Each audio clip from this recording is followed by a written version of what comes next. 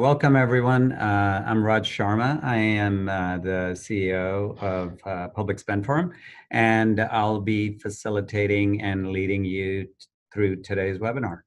I see that a number of people are still joining in, but we've got a great audience today. We had well over 100 people signed up from across the country, and so we're excited to really talk about a very important topic.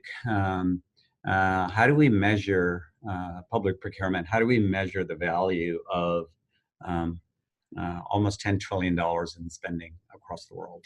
So let me just jump in.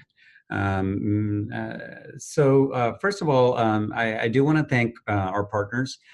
We are very honored and to be working with NAGP, many of you may know, the National Institute of Government Procurement. And we've really been working with them to lead a number of things, including some of the work you've seen on procurement competencies. Thank you to NIGP and the team there. Also, I'd like to thank our sponsor, iValua.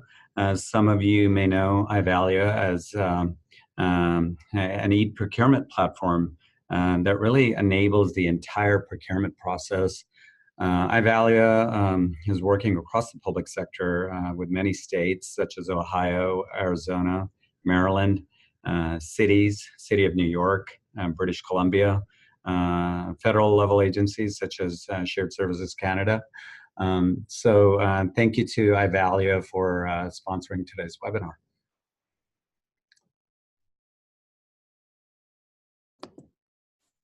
I am just clicking away here. So today I'm joined by two of my colleagues. Actually, one is here present and one is stuck somewhere. So hopefully he'll be on soon as well. So as I mentioned, I'm Raj Sharma. I'm the founder and CEO of Public Spend Forum. I do know many of you on the line today. But I've been working across public procurement, federal, state, local, internationally for almost 2 decades. And really, I find it exciting, and I feel fortunate to be able to help in big and small ways. I also am joined by one of my colleagues, Ash Beatty. Ash? Hello, everyone. I'm glad to be here with Raj and looking forward to going through this rich material today. Raj, I thought I'd keep it short and sweet. Okay, great. Thank you. And Pierre Mitchell hopefully will be joining us soon. He's an advisor to Public Spend Forum, and also he's the Chief Research Officer and Managing Partner at Azul Partners. You may know Spend Matters, where they cover a lot of procurement technology, et cetera. And Pierre Mitchell is really a guru in a lot of these topics. So he's been engaged throughout this work and provided a lot of valuable guidance. So before I jump into the agenda, just really quickly about Public Spend Forum. Public Spend Forum, as you may know, it's a market intelligence and best practice platform and community for both public sector buyers and suppliers. So we've been working across the world with primary focus in the US, but we do have global offices as well. We're focused on really providing data and information to you, supplier and market knowledge data, best practice frameworks, such as this metrics discussion we're going to have today, as well as workforce competencies, market research, and building a larger community over time. I would encourage everyone to check out govshop.com, which is our supplier discovery and research platform. It's free. It's a site where you can research suppliers and cooperative contracts, federal contracts, and more. So please check out govshop.com when you get a moment. So let me just go ahead and jump into today's topic. So the agenda that we've laid out is one, first we'll just discuss some of the background and how we got into this work. Actually, it took about 2 years, but even longer than that in terms of when we first started discussing the merits of doing this. Second, what's the general approach to identifying metrics? So how do you really, regardless of whether you're talking procurement or some other function, how how do you really develop a metrics framework? So we thought it's important to just discuss that. Then what are the key findings? We'll get into the meat of what we found, and some of you may have read that through the part one of the report that we laid out. And then introduction to the framework for public procurement. So today we'll introduce it. We didn't think we had enough time to really get into the meat of that. And so I do want to note, actually this slide is a little off. We will have a webinar, I believe we set it for May 2nd. We'll chat it over to you all, where we'll go into the more gory detail of the framework that we're introducing for public procurement metrics. But today we will preview it. So let me just go ahead and jump in. So the first part, how the study came about. So, over time, you may know we've been facilitating many leaders roundtables. We call it the Leaders Exchange, where we have people from across the country as well as internationally. We've facilitated some in Europe as well. Really engaging on important topics related to public procurement.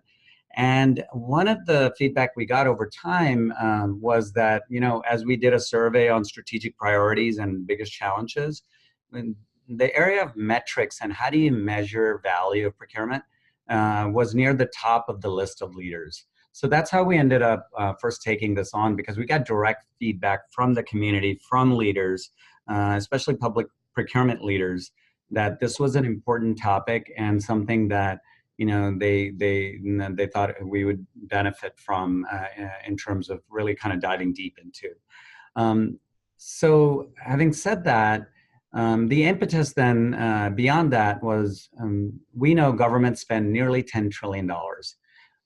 One thing we don't know for sure is, how do we measure if the money is being spent effectively and efficiently?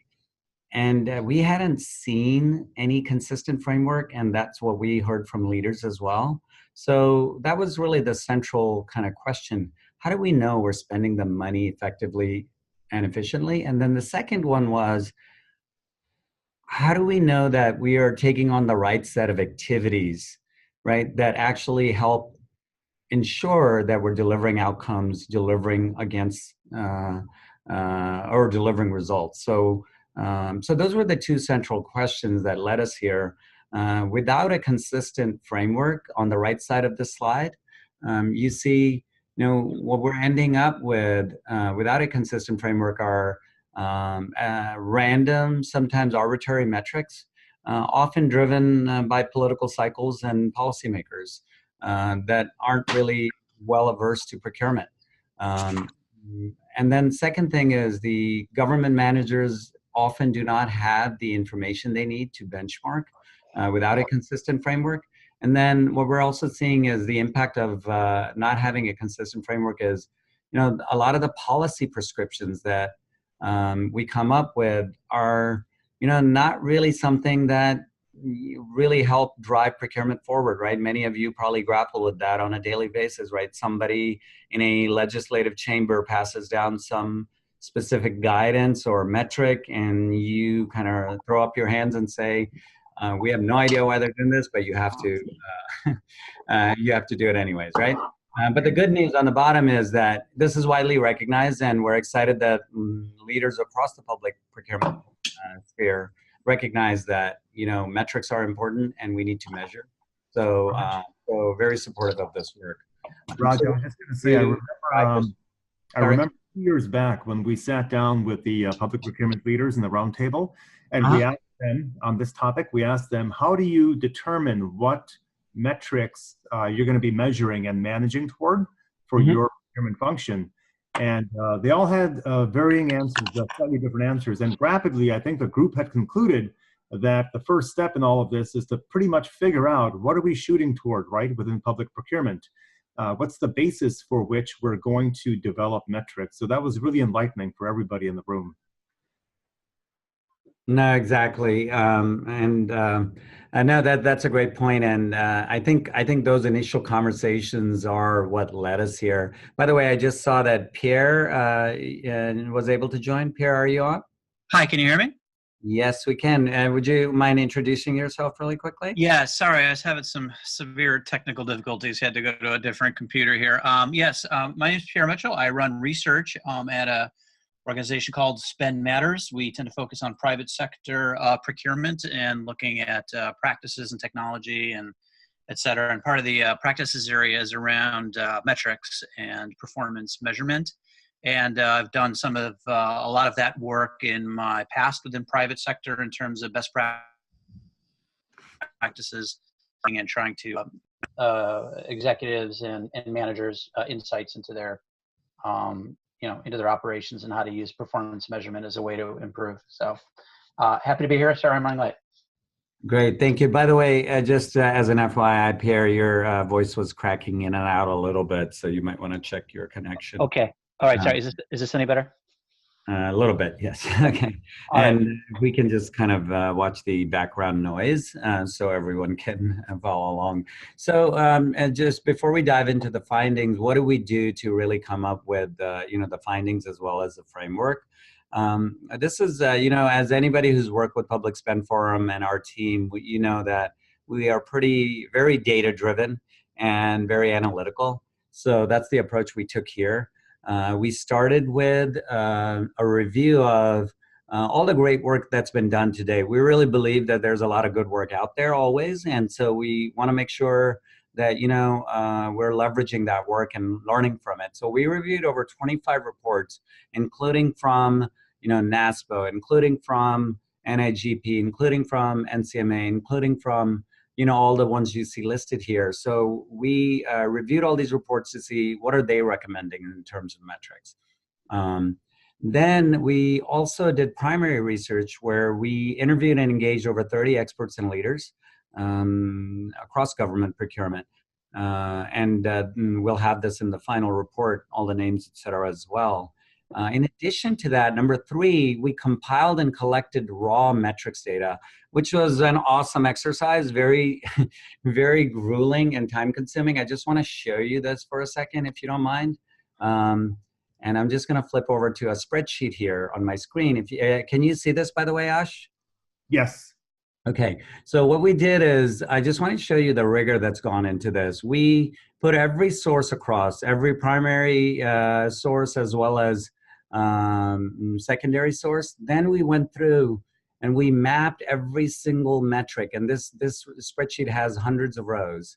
And then we went through and actually organized these. You'll see some of this work in a minute in our slides into a logical framework of, because the metrics weren't consistent, right? There were hundreds of metrics you'll see, and they were all defined differently. So we tried to really come up with a consistent language. And then we tried to align them to what we call critical practices that you could measure. So there's a whole very deep analytical methodology that went through, that we've gone through to really build this. And, as much as, some of you that may know me, I'm very strongly opinionated. I, at the same time, very much believe in very analytical, fact-driven approaches. So that's what you'll see here. So that's the kind of the work that's gone in. And then, we also, number 4, utilize a best practice approach on how do you think about metrics, in general, not just for procurement. And our intended audience, which was important for us to think about, was who's going to be the users of this, right? It is many of you on the line, public sector leaders, managers, executives, but also we want to inform elected officials, policymakers, and oversight officials through this process, because we think they need to know. Because sometimes, like I mentioned, some of the misguided approaches we see, really impact everyone on the line here.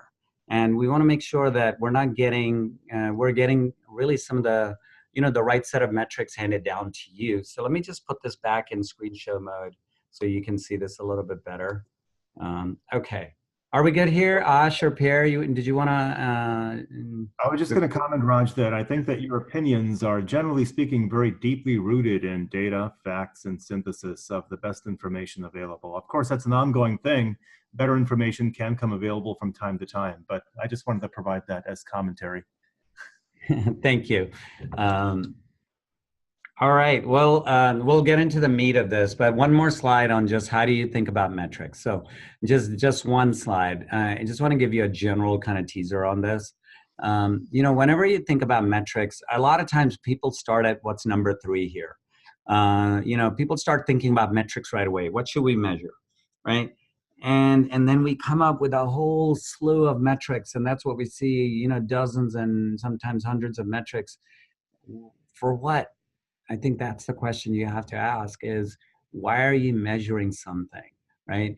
And it goes back to two things.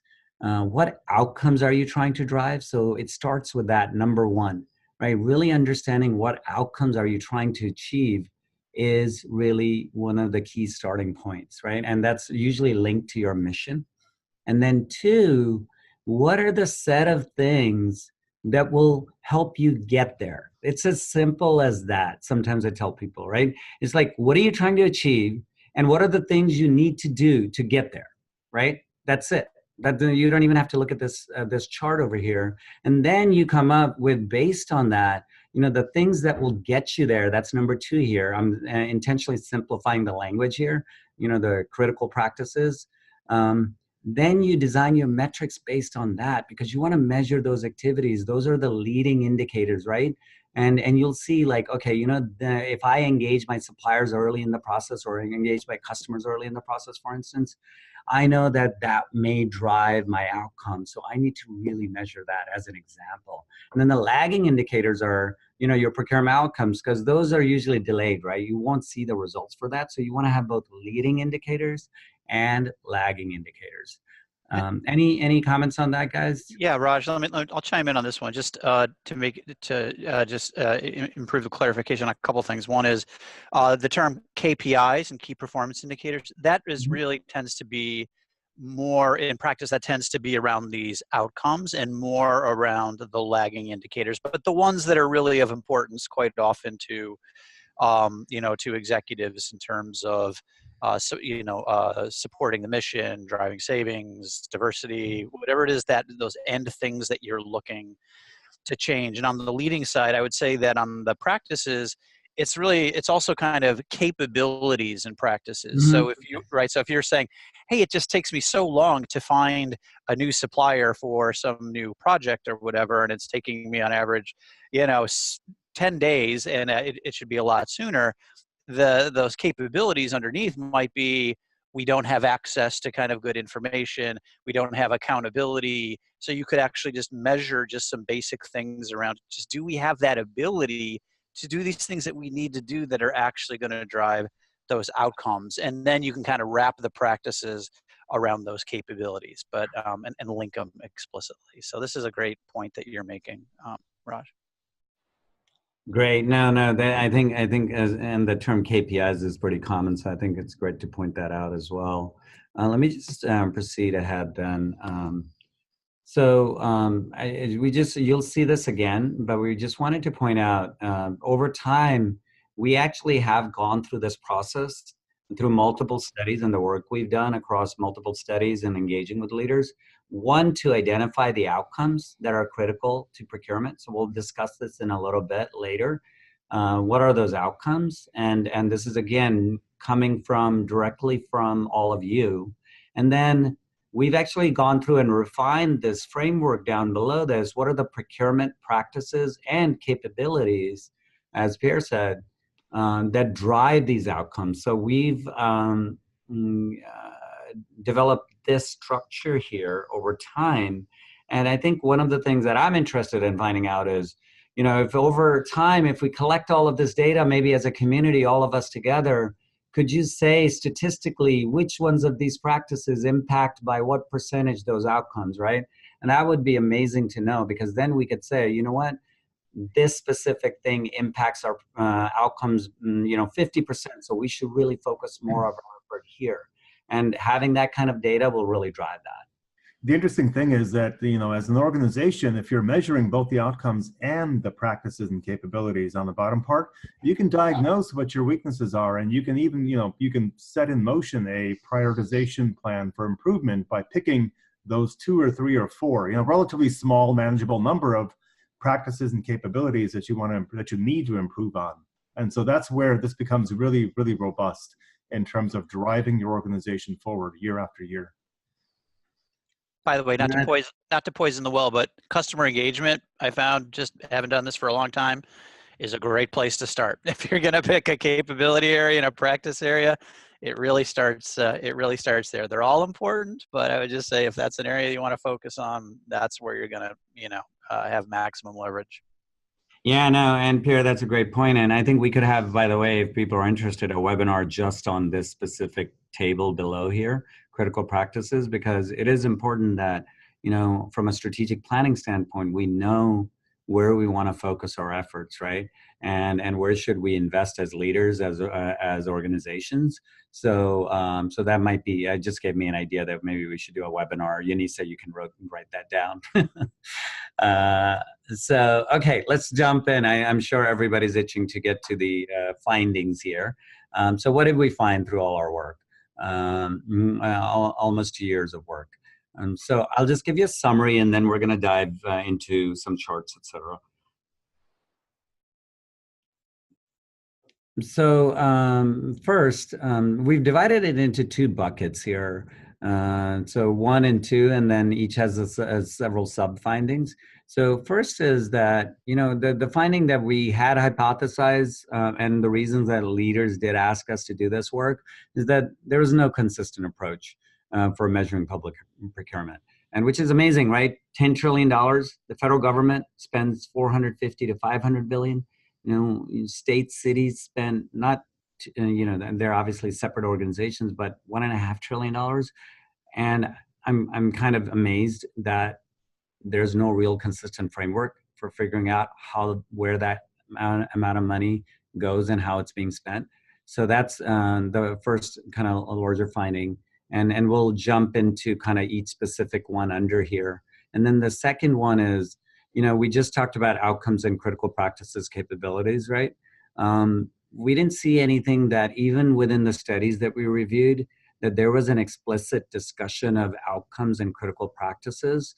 Again, having done metrics work and worked with a lot of experts on metrics, not just on procurement, but other functions and organizationally, metrics cannot be done without a real linkage to outcomes and critical practices and capabilities.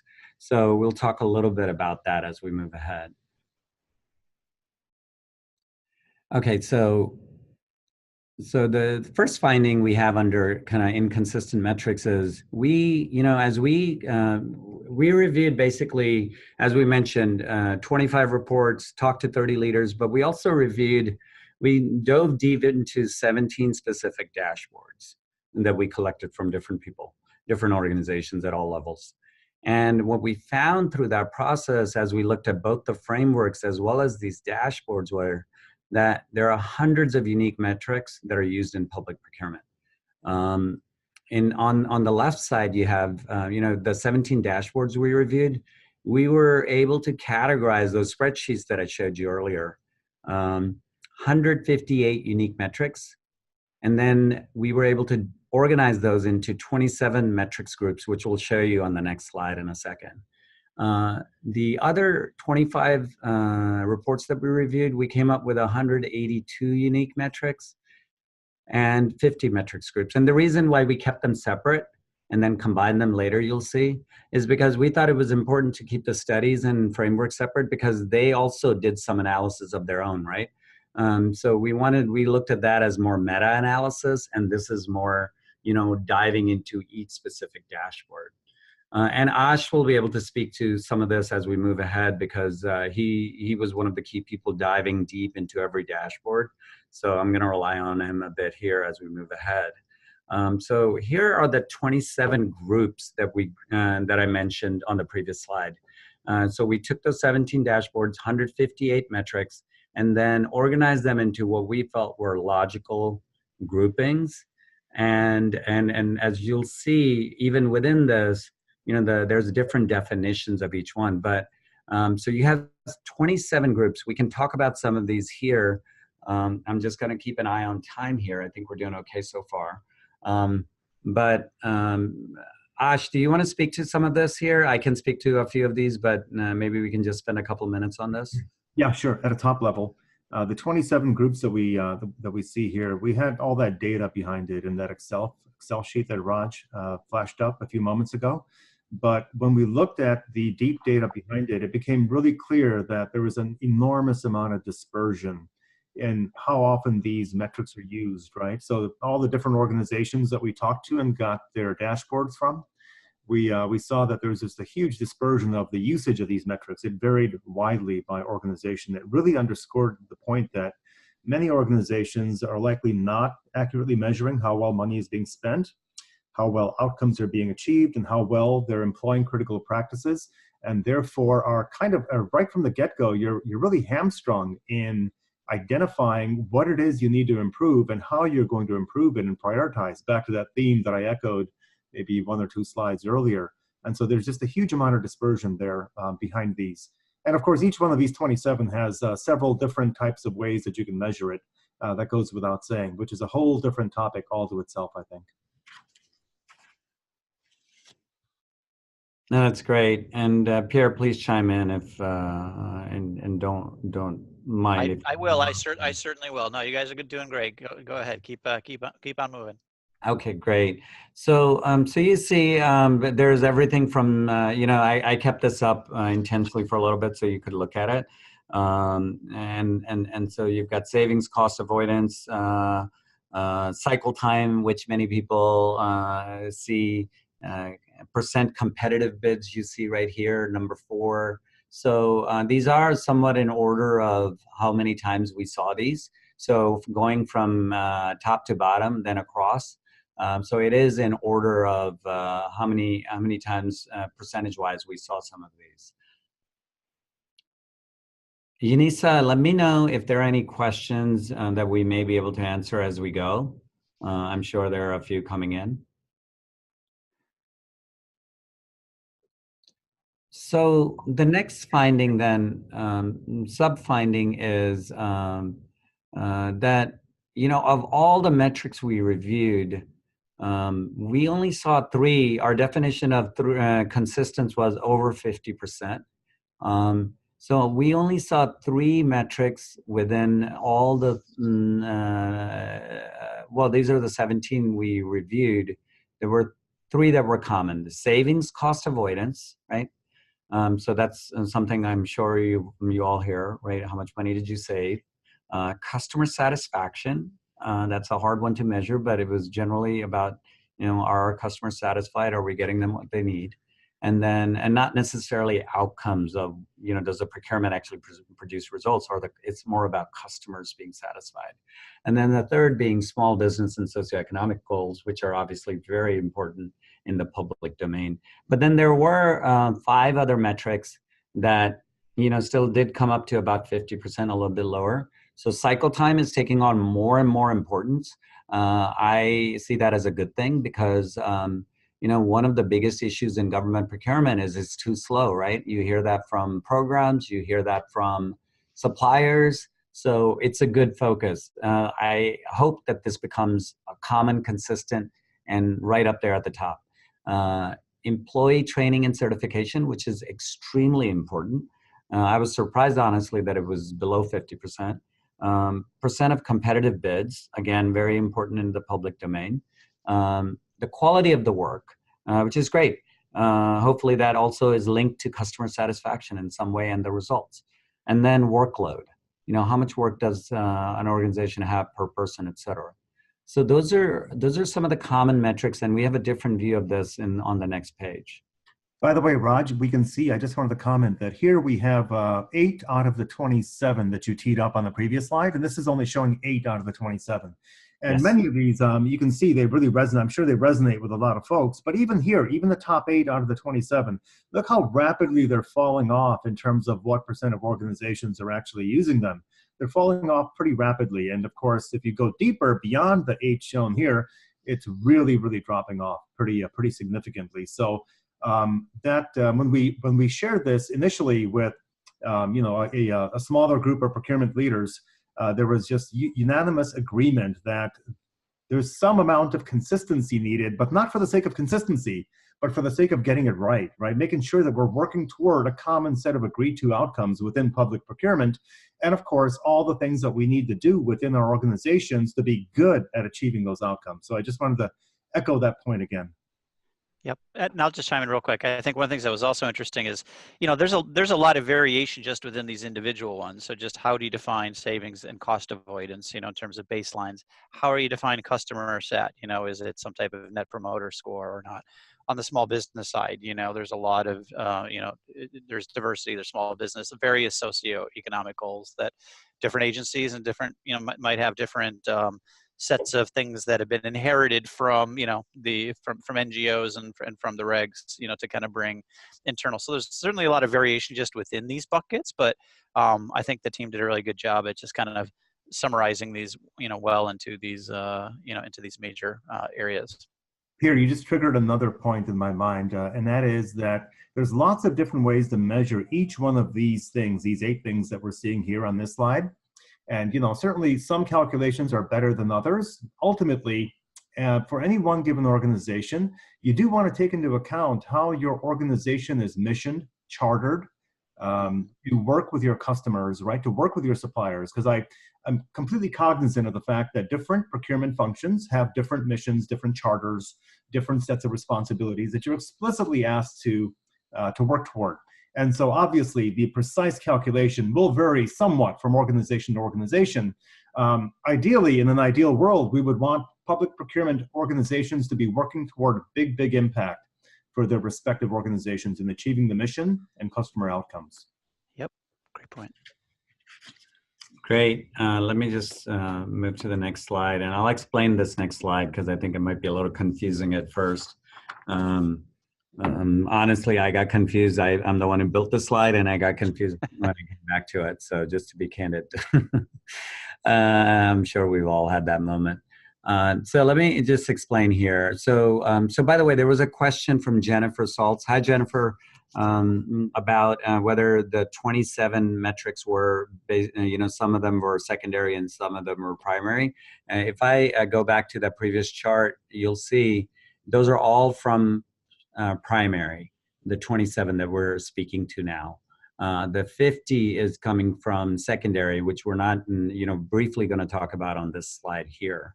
So what you have in the blue, what we wanted to do was compare what current practice looks like versus these frameworks that have also recommended metrics, right? So that's what we were trying to see here. First of all, these blue bars across the top are metrics that are coming. These are the top metrics recommended equal number of times based on the framework's secondary reports that we reviewed. These are, again, all the big reports like, all the different organizations have put out. So we looked at those, and these are the 8 metrics that they recommend, okay? So you have everything from savings, cost avoidance, some of the same ones we saw, to things like staffing levels, automated transactions. And then the green bars are, again, what are organizations, the 27 groups that we mentioned, what are they measuring? So what you see here is that these frameworks, which hopefully are best practice frameworks, right? They're recommending these 8 metrics, but of those, we think only about maybe 2 are being measured consistently, right? Savings, cost avoidance, and customer satisfaction. But then, as I mentioned, cycle time is fairly low, but then there are 2 other metrics, right? Cycle time and employee training, which they're also recommending. But then after that, the other 4 metrics that are recommended, at least through these frameworks, drop off completely in terms of actual practice, okay? That's cost of the function, staffing levels and experience alignment, spend under management, which I was surprised. I think it's becoming a bigger and bigger thing. But that's very consistently recommended, but not used that often. As you can see here, the difference between the blue and the green bar. And then automated transactions, which is really, are people automating and, using e-procurement platforms, et cetera. How much are they, automating? And a huge difference here. And then on the right side, you have 5 more metrics that were not in these other frameworks, but, we think they make sense because in the public domain, you do have some special considerations, right? You need to measure small business socioeconomic goals. That's really important. Obviously, that was in the secondary reports, but all the secondary reports weren't just public sector focused, right? They were also private sector, and it's not as critical there, right? Percent of competitive bids, work quality compliance, workload, and contract types and risks. So this gives you just a comparison between what all these other organizations have recommended and what current practice looks like. Hey, what's kind of interesting, Raj, is Pierre, just out of all those metrics, those are all very much, the lion's share are KPIs and somewhat outcome focused, but there are a couple that are more capability driven. So around employee training and certification, yep, and the transactions. So I mean, and those are two good ones. So if we have the right people with the right skills and we're giving them the right tools, the right technology to do the job, then they will be able to apply all those other kinds of practices that Raj, you were talking about before, to help drive some of these outcomes to get better engagement, spend under management, make it faster, better, and et cetera. So just wanted to tie this back to the previous slides. I think that's a great point, because capabilities, we'll see when we talk about our recommended framework, is an important component of really where we need to go with all of this. Yep. Okay, let me, another interesting example here. So the last finding in the first bucket is similar metrics, varying calculations. So I want to show you two examples, and we could go through dozens if we went through that spreadsheet. So if you guys are bored one day, we can have a 4-hour workshop to go through all of them.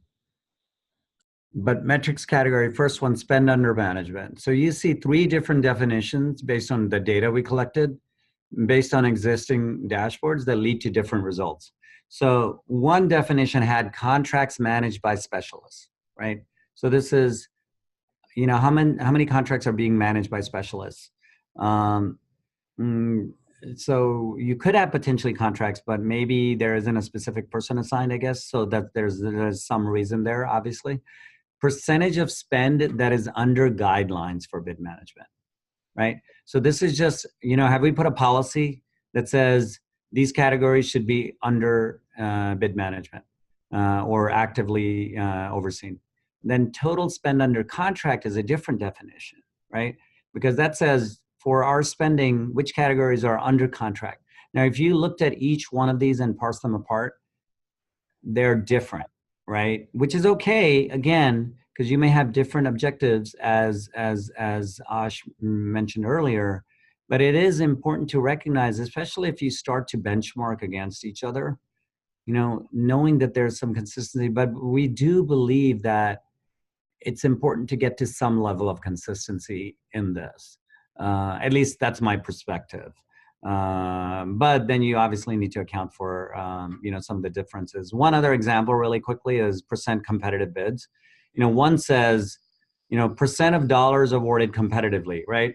Now that could be 1 bid, 2 bid, 3 bids, 4, I guess not 1 bid, but it was competitively put out there, right? But then the second one says 1 bid contract rate. So very different definitions. Again, we want to make that point that, it's important to think about how you're going to measure something even after you identify, the metric.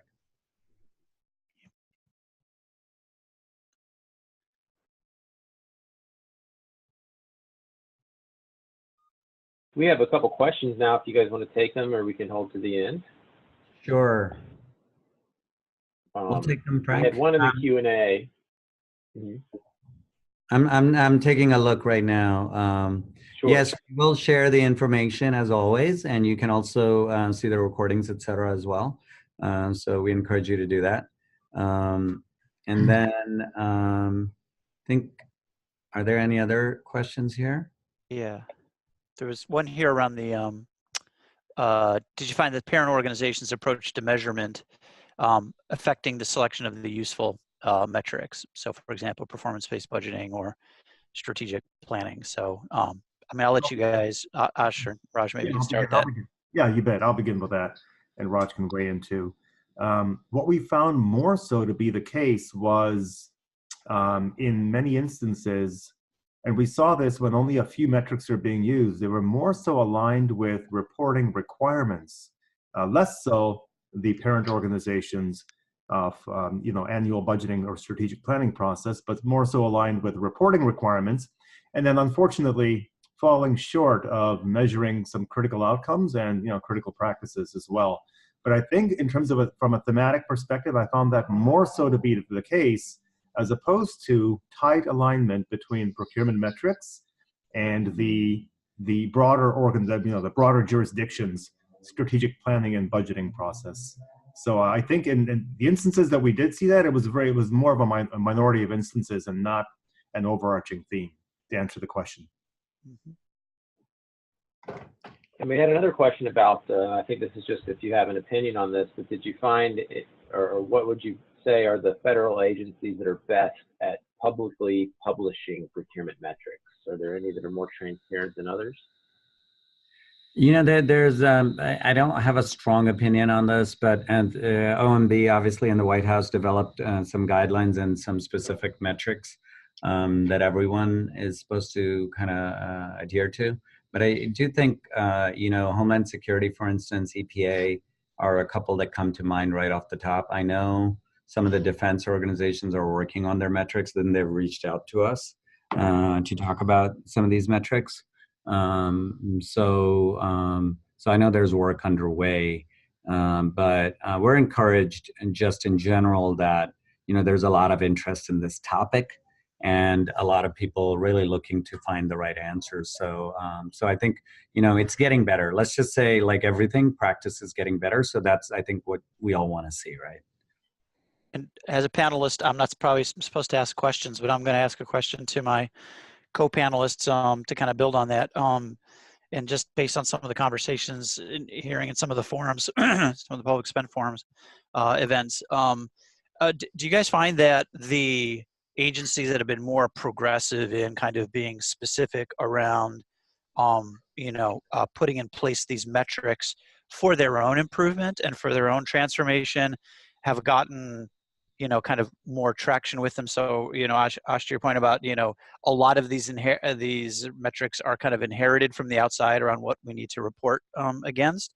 But have you found that, the agencies that tend to be more proactive in developing a good balanced scorecard, if you will, are the ones that tend to improve more because they actually have that clarity and they have that, those goals that they're going to be measured against internally? And maybe that's a motherhood and apple pie question, but in practice, right? What have you seen? Yeah. When I went through this over the couple of years that we're doing the study, what I actually found was some of the best organizations that did a really good job of measuring the outcomes and the practices, they were doing it with multiple goals in mind. They wanted to basically drive their own organization's performance and improvement, and we wanted to make sure that they had the transparency with the senior leadership of that jurisdiction, right?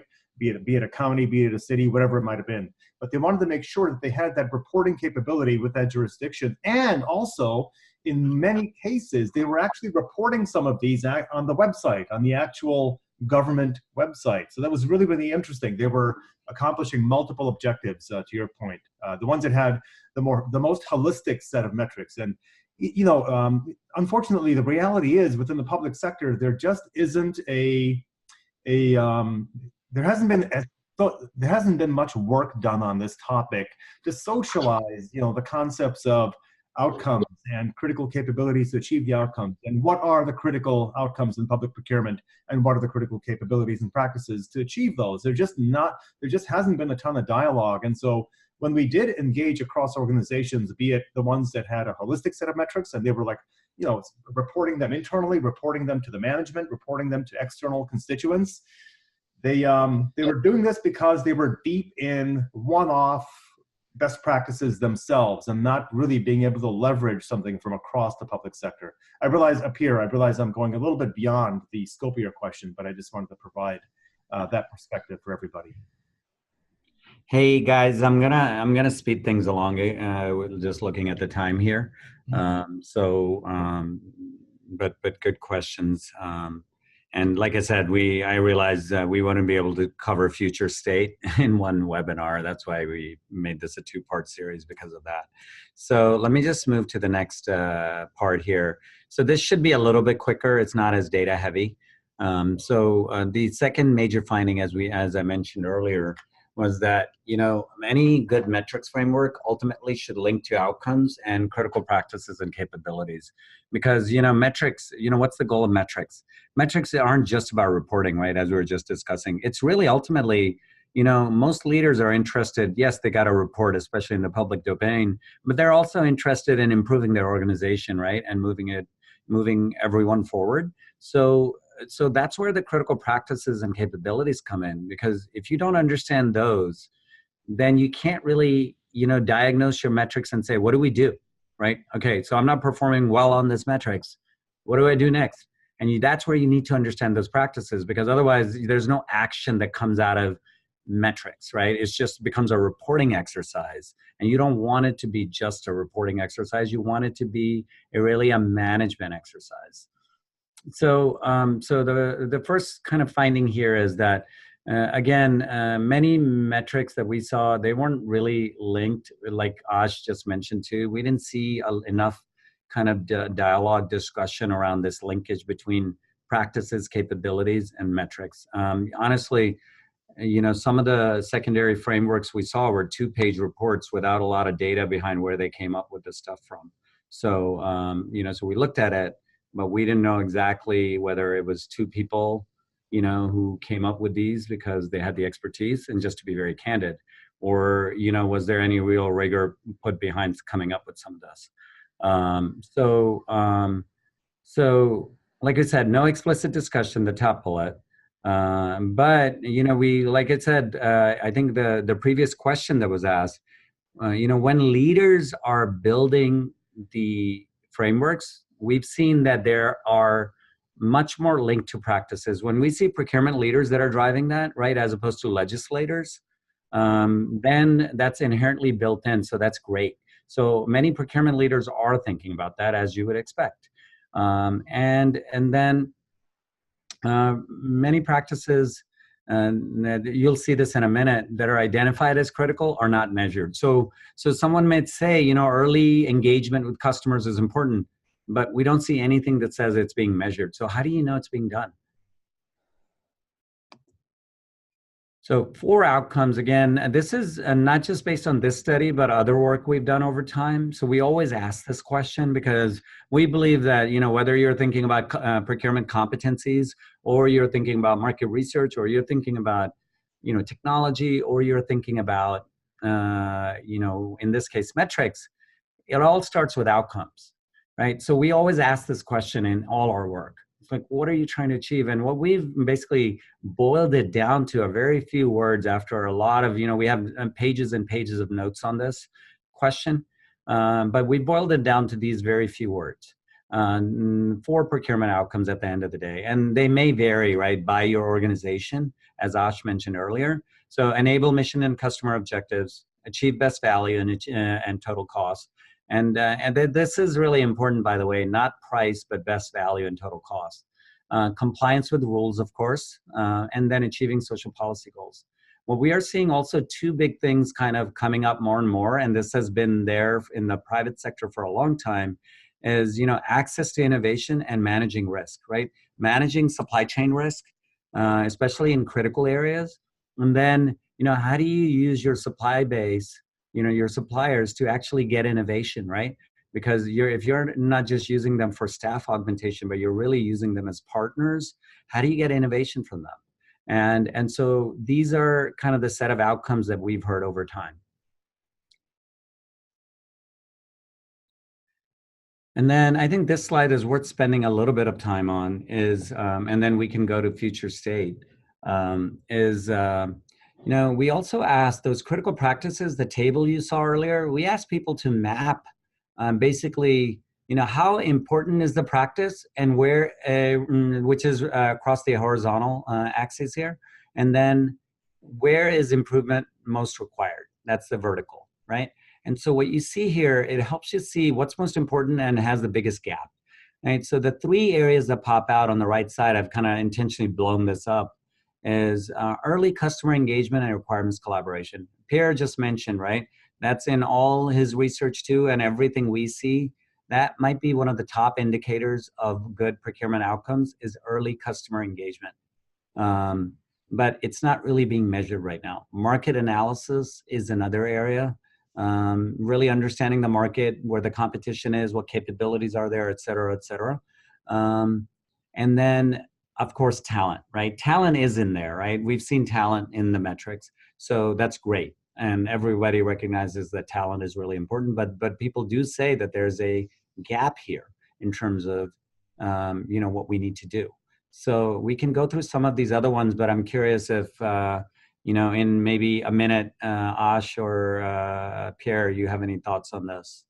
Well, I was going to ask a question to you guys and just comment on, you know, just a lot of times people have a metric in a bucket, let's say around talent, but they might say, okay, well, our metric for talent is just, you know, the amount of training hours that we have per associate or whatever. But that, you know, that's great in terms of a practice to try to invest in your people, but it's not necessarily maybe the key, you know, question around, do you have the right talent in the right roles, you know, doing the right processes. So there's always this trade-off too of how hard it is to measure the thing, but I think it's always important to consider, you know, to what extent you have that kind of outcome metric versus an upstream kind of, you know, practice-centric metric. So, hey, Raj, I want to point out that NIGP, that's National Institute of Government Procurement, for federal folks that are on the webinar today, in case you're not familiar.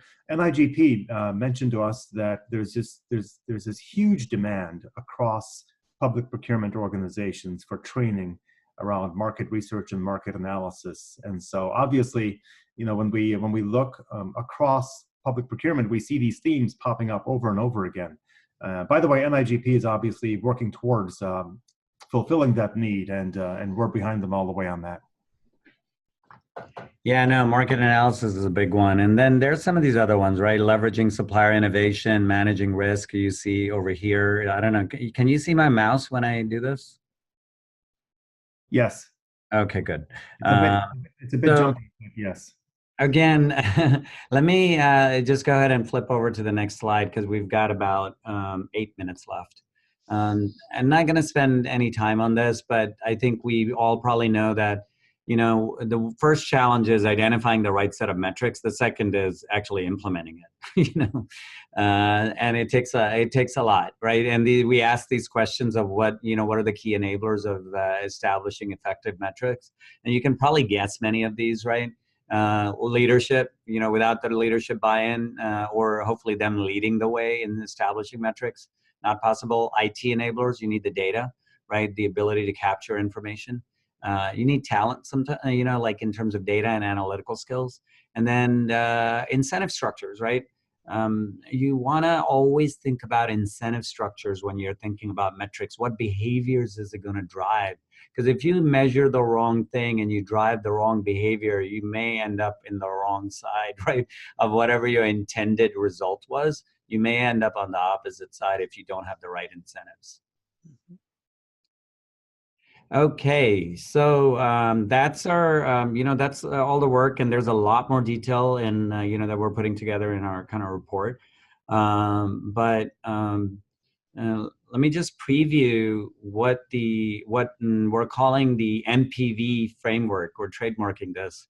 So not NPV, as you know, net present value. We came up with a little play on words here. MPV, which is measuring procurement value, and public procurement value specifically. So here's the framework that we're introducing.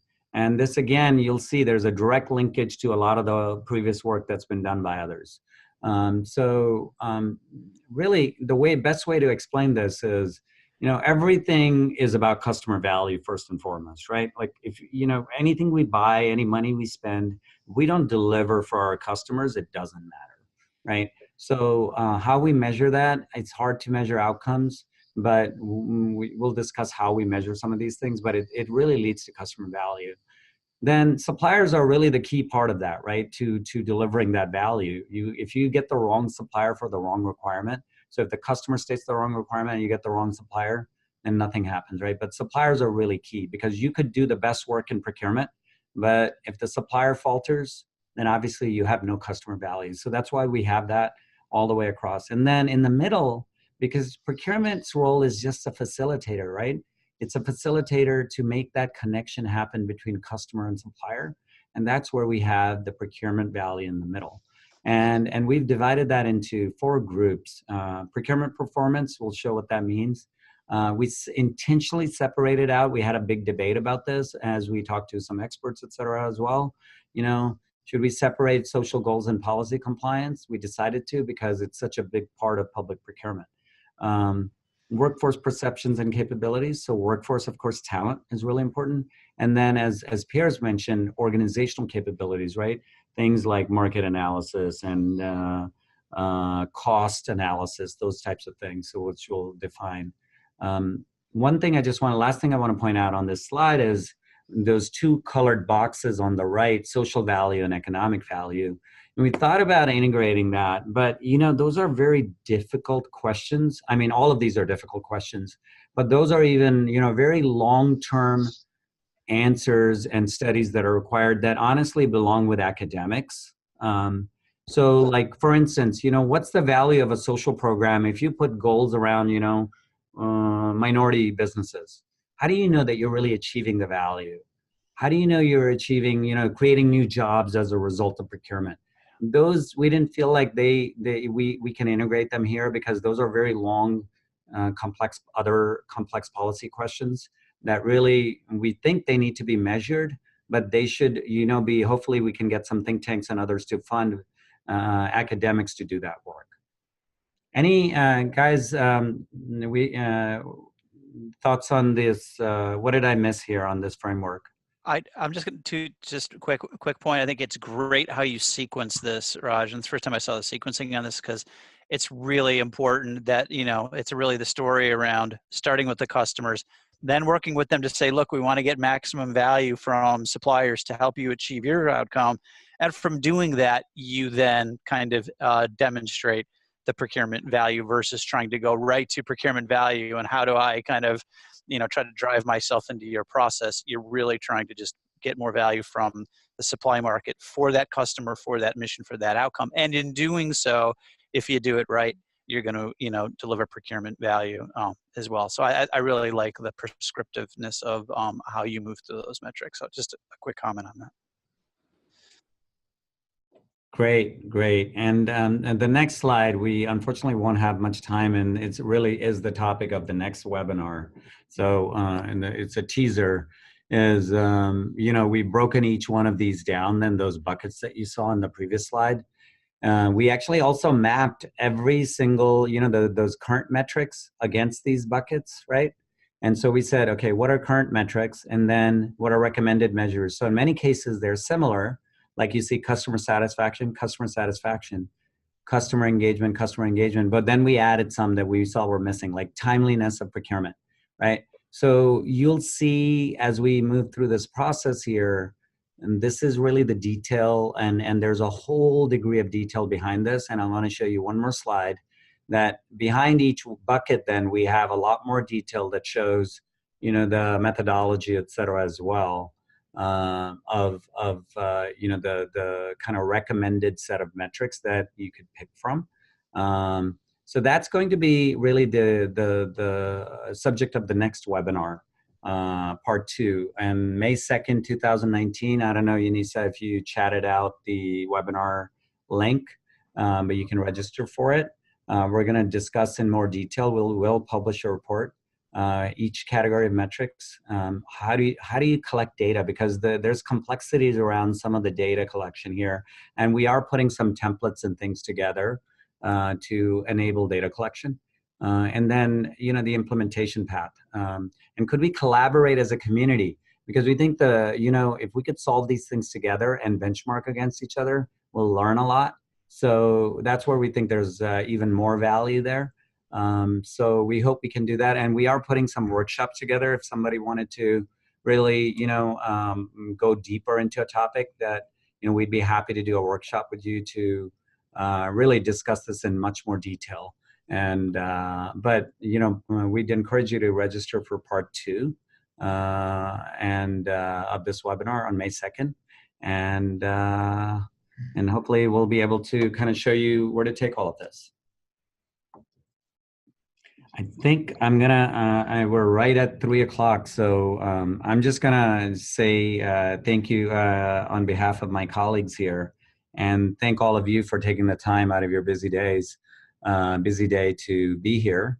And please do let us know if you have any questions. Here are our contact information, and just email us. And please do connect with us on LinkedIn and Twitter, and email us directly. And also, visit our site. You'll find a lot more information, publicspendforum.net, as well as govshop.com. Thank you so much. Have a great day. Thank you, everyone. Have a good one. And we did have some lingering questions. We will make sure we answer those for our post-event email that will be sent out tomorrow with the slides and a link to the recording. And if you would like to earn a certificate for a continuous learning point, just reply to that email with your name, and we'll get that to you right away. Thanks, everyone, for joining us. See you next time.